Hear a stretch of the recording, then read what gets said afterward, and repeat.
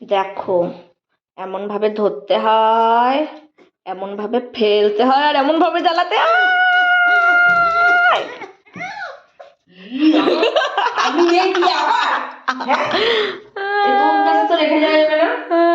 আমিই চলে যাবো, রাখতেও হবে না। আসো আসো, ধনী তুই আমার কাছে আয় তো। ধনী ধনী তুই আমার কাছে আয়। বাদ দে তো, তুই আমার বাচ্চাকে খুব খুব ইয়ে করছিস, বেশ করছি। আমি একবার ধলিকে এইভাবে উল্টিয়ে গড় গড় গড় গড় করতে চাই। আমি এটাই আমার জীবনের একটাই শখ, ধলিকে উল্টাতে চাই আমি। ডিস্টার্ব করছিস আমার ঢোলক। ধলি, বসো তোমার, বসো। ধলি এখন অনেক ভালো আছে, সুস্থ আছে। ন্যাকড়া খাওয়ার পর পেট পরিষ্কার হয়ে গেছে।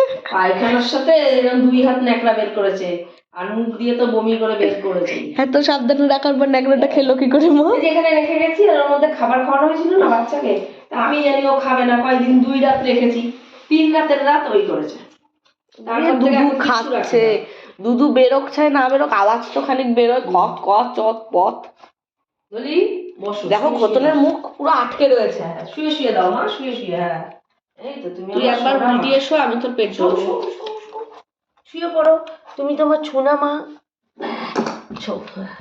বলটা দাও তো হয়, বলটা দাও। উঠে যাবে, বল ধরবো। আমি বল নিয়ে যাবো, সব ওনাদের নামে দিয়ে দিয়েছি, আমার কিচ্ছু নেই।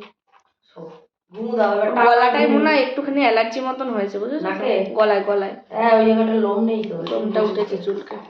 ওর অ্যালার্জি হয়েছে, তাহলে তো 1 ফোঁটা মাংস খাওয়াতে পারছি না ওকে।